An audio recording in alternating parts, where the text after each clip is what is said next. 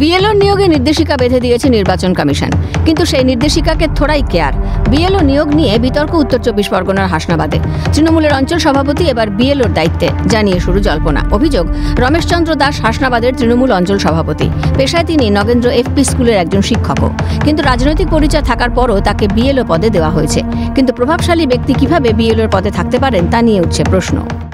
আগে ছিল আনন্দ সরকার, হ্যাঁ, এখন ও নেই, এখন এই সভাপতি অঞ্চলের সভাপতি। কে? ওই রমেশ দাস সভাপতি। কিসের?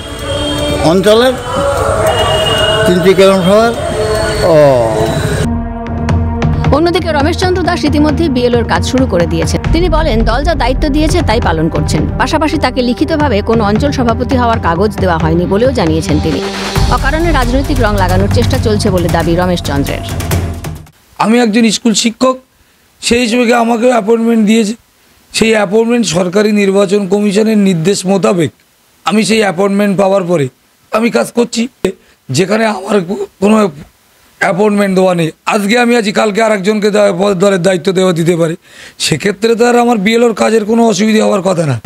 হিঙ্গলগঞ্জের বিধায়ক দেবেশ মণ্ডলের দাবি, ইলেকশন কমিশন রমেশচন্দ্রকে বিএলও পদ দিয়েছে। সেক্ষেত্রে এ বিষয়ে সম্পূর্ণ দায় এড়িয়ে গেছেন তিনি। এখন এটা তো করেছেন নির্বাচন কমিশনার, সেটা তো এর ব্যাপারে তো আমাদের কোনো হাত নেই। এটা নির্বাচন কমিশনার বা যারা নির্বাচন বিধি প্রণয়ন করে যারা এটাকে কার্যকারী করছে, অফিসিয়াল দিক তারাই ভালো বলতে পারবে। অন্যদিকে তৃণমূলকে তুলোধনা বিজেপির। তো তৃণমূল সরকার তো এটাই চাইছে, তৃণমূলদের জনসমর্থন নেই, এখন নিজেদের লোককে নির্বাচনী প্রক্রিয়ার মাধ্যমে ঢুকিয়ে নির্বাচনকে ম্যানিপুলেট করে জিততে চাই। নির্বাচন কমিশনের কাছে আমরা রিপোর্ট করেছি, অবিলম্বে ওকে বাদ দিয়ে ওখানে অন্য কোনো সরকারি চাকরি করা লোককে নিয়োগ করা হবে।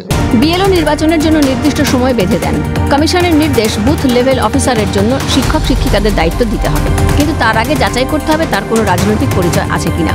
যদি তা থাকে তবে সেই দায়িত্ব তাকে দেওয়া যাবে না। তাহলে এক্ষেত্রে কেন দায়িত্ব দেওয়া হলো তৃণমূলের অঞ্চল সভাপতিকে? শাসক দলের বলেই কি নিয়মকে বুড়ো আঙুল? শামীমুল্লাহর রিপোর্ট, ক্যালকাটা নিউজ।